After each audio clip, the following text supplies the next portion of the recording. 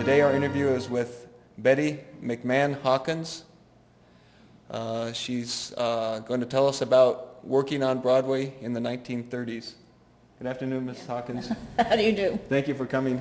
Thank you for asking me. If you want to start out and just tell me the time period that you worked here and anything you remember, especially about Broadway.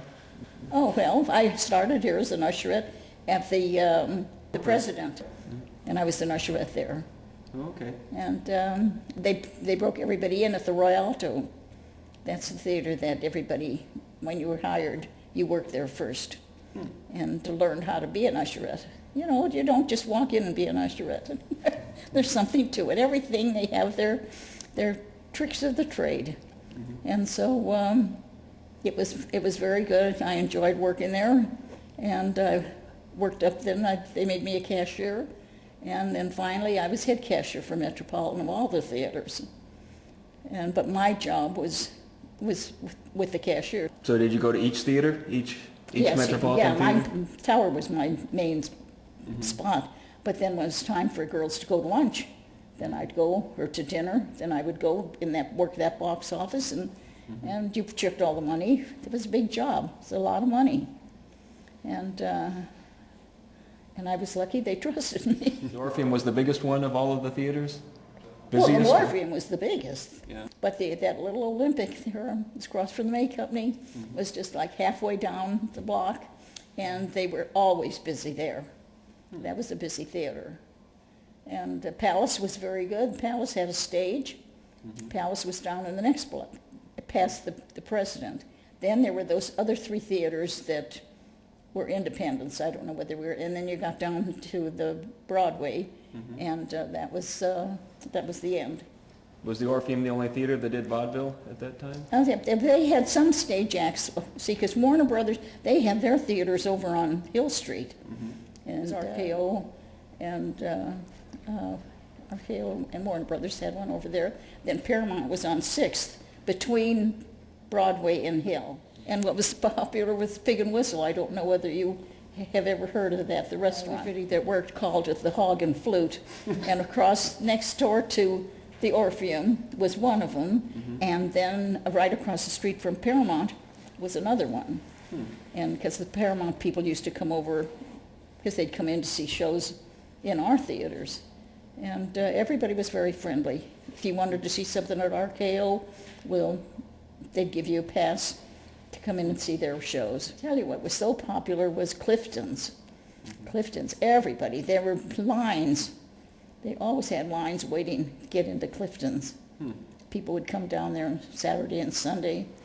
And it was really very nice. It was nice. You could walk up and down the streets, nobody bothered you. It was nice. Right across the street was the May Company. Then down at 7th was Bullock's, and that was always a very popular store, you know. Then further on down was the Broadway. Did it change every week? And the shows changed every week? Sometimes it'd be two, but usually every week it was a new show. And then later on, some of those same pictures played down the street, you know, in the other theaters. So. What was Broadway like in the 30s? Was it busy? Was it? Oh, it was always busy. Yes, a lot of people up and down the streets. You know, and every time, and not a lot of cars, because people traveled on the streetcars. They had streetcars. Because I know I used to come up on the Red Line from Glendale way, and then you walked on down through Pershing Square. You could walk all over. Nobody bothered you. It was beautiful. It really was. Biltmore Hotel was gorgeous. They had the Academy Awards there. It was always nice. There was so much going on. And the theaters were busy every day? Pardon? Every day they were busy? Oh, yes, Come in, they usually open 10 o'clock in the morning. And closed around midnight. So it was a full day. But it was nice. It really was. People have told me that back in the 30s that they didn't have concession stands, that they didn't sell food and drinks in the theater. Is that true? They did in some theaters, but all of them had machines at first. I remember like 1935, they had candy machines, and for the balcony, they always had candy machines up there. And they did have a little stand for candy and Popcorn, I don't really remember that much, but candy bars. Was Cheryl Corwin your boss when you? Cheryl would know. See, I worked for Ellie, Oh. and because I was the Orpheum. That was his theater, and he ran everything at the Orpheum. Can you describe for me what a typical show might be like at the Orpheum? Did they play the organ and have an orchestra and stage show and movie? Oh, they had orchestras, sure. Yeah, they had beautiful, but their organ too. You know, that was really a big thing with the organ and the music, and they had comedians. They had good acts.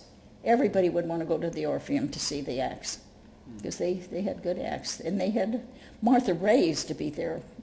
Oh, it seemed like once a month they were doing a show, and Martha Ray was very popular. But they had that practically every Monday night was big night. And what years was this? This was in 37, 38. I don't know if it continued after that, how long it did, but it was always big at the Orpheum. They had good shows, and they had their stars there on Monday night, and that was always a big draw. All the stars were here on Monday night. Could you describe that a little more? What happened on Monday nights? Monday nights, well, the theater, the stars came here.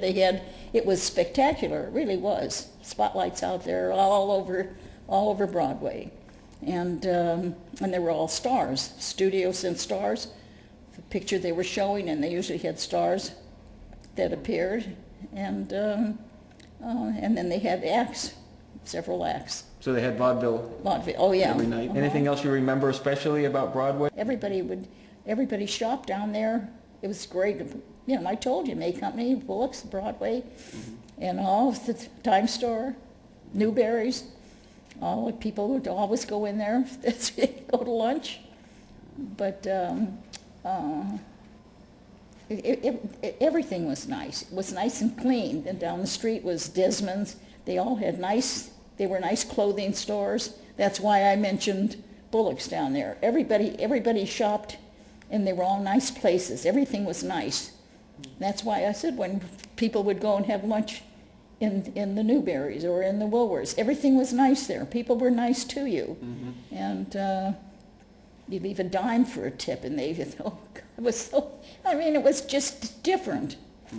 I can't describe it. No, But it was happy. Everybody was happy. Everybody loved it. I can't ever say anything against it.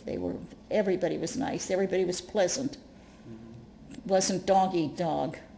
Everybody helped everybody. Well, I can't thank you enough for coming down and sharing this with us. We're trying to make a little film that will have different people's memories about the theaters and about Broadway, and we want to show it to people because there's so few people now who remember what Broadway was like.